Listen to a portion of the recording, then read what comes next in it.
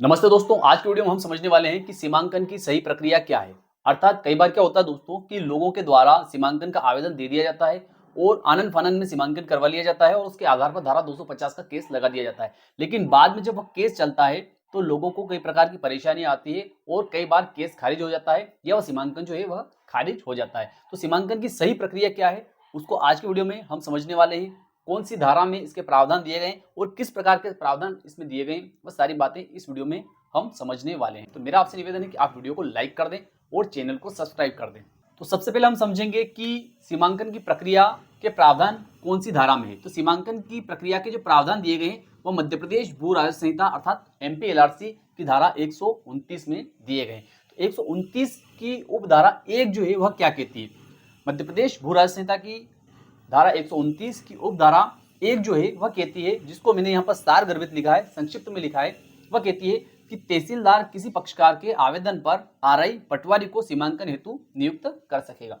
तो किसी पक्षकार के आवेदन पर से मतलब होता है कि जब किसी व्यक्ति को, जैसे कि मान लिया जाए कि यह खेत जो है यह A के नाम पर है और यह A चाहता है कि इस खेत का सीमांकन करवाए, तो ऐसी स्थिति में A जो है यह अपने खाते की खसरा और बीवन, इस जमीन का नक्शा और एक आवेदन बनाकर तहसीलदार महोदय के समक्ष पेश करेगा और तहसीलदार महोदय उस आवेदन पर से RI और पटवारी को सीमांकन करने हेतु नियुक्त कर देंगे। ठीक है, तो यह हुआ उपधारा 1। ठीक है, 129 की उपधारा 1 में लिखा हुआ है कि तहसीलदार के सामने जब भी आवेदन आएगा तो तहसीलदार महोदय के द्वारा RI और पटवारी को सीमांकन के लिए नियुक्त किया जाएगा। ठीक है, जब आवेदन पेश कर दिया जाता है और उसके बाद में RI और पटवारी को नियुक्त कर दिया जाता है तो उनके द्वारा क्या कार्रवाई की जाएगी उसको उल्लेखित किया गया है मध्य प्रदेश भू राजस्व संहिता की धारा 129 की उपधारा 2 में। ठीक है, इसमें आया है कि RI और पटवारी द्वारा पड़ोसी कृषकों और हितबद्ध लोगों को सूचना देकर, अर्थात कि जैसे ये A है, इसका खेत ये है, ठीक है, और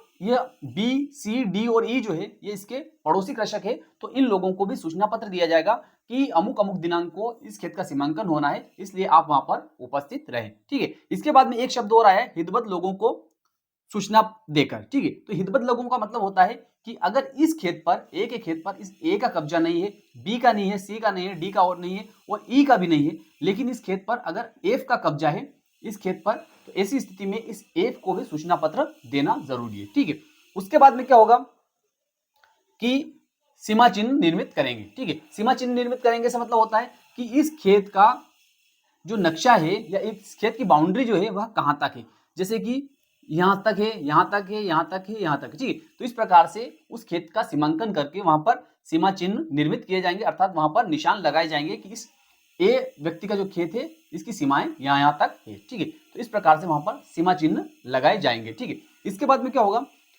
और यदि किसी व्यक्ति का कब्जा पाया जाता है तो उसे रिपोर्ट में लिखते हुए वह रिपोर्ट तहसीलदार को पेश करेंगे।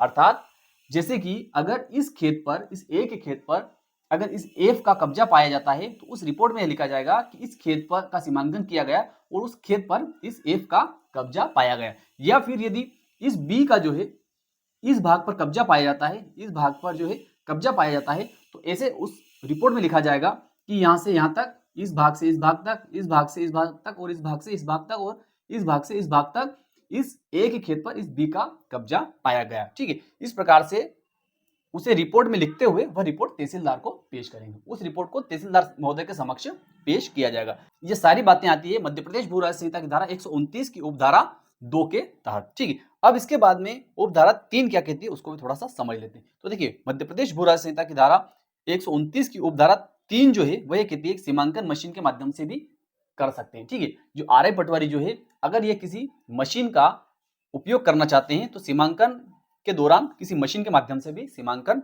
कर सकते हैं। ठीक है, अब इसके बाद में उपधारा 4 जो है वह क्या है उसको थोड़ा सा समझ लेते हैं। ये मैंने जितना भी लिखा हुआ है ये सारा धाराओं का सार गर्भित सार मैंने यहाँ पर लिखा है। ठीक है, अब धारा 4 क्या कहती है उसको भी थोड़ा सा समझ लेते हैं। तो इसमें लिखा है कि तहसीलदार रिपोर्ट प्राप्त होने के बाद हितबद्ध पक्षकार सहित पड़ोसी कृषकों को सुनवाई का अवसर देंगे, फिर सीमांकन की पुष्टि करेंगे या उचित आदेश पारित करेंगे। तो इसका मतलब ये होता है कि तहसीलदार महोदय के समक्ष जब सीमांकन की रिपोर्ट जो है RI पटवारी के द्वारा पेश की जाएगी, तो RI पटवारी की रिपोर्ट पेश होने के बाद में हितबद्ध पक्षकार जो रहते हैं, जैसे मान लो कि इस जमीन पर इस व्यक्ति का कब्जा है, तो ऐसी स्थिति में इस व्यक्ति को भी सुनवाई का अवसर दिया जाएगा, या फिर ये जो पड़ोसी कृषक जो है इनको भी सुनवाई का अवसर दिया जाएगा और उसके बाद में उस सीमांकन की पुष्टि की जाएगी। ठीक है, अगर इन लोगों की किसी प्रकार की आपत्ति आती है सीमांकन के बाद में, तो उस आपत्ति का निराकरण किया जाएगा और उसके बाद में उस सीमांकन की पुष्टि की जाएगी। या जो भी अगर तहसीलदार को उचित लगता है कि इस प्रकार का आदेश इस प्रकरण में पारित करना चाहिए, तो इस प्रकार का आदेश जो है तहसीलदार के द्वारा पारित किया जा सकता है। तो इस प्रकार से सीमांकन की जो प्रक्रिया रहती है वह इस तरीके से होती है। अगर इनमें से किसी भी बात का अगर पालन नहीं किया गया है, तो ऐसी स्थिति में उस सीमांकन को आसानी से निरस्त करवाया जा सकता है। तो मैं विश्वास रखता हूं कि आज का वीडियो आपको अच्छा लगा होगा। अच्छा लगा हो तो इस वीडियो को लाइक कर दीजिए, अधिक से अधिक लोगों तक शेयर कर दीजिए। फिर मिलते हैं अगले वीडियो में, तब तक के लिए जय हिंद, जय भारत।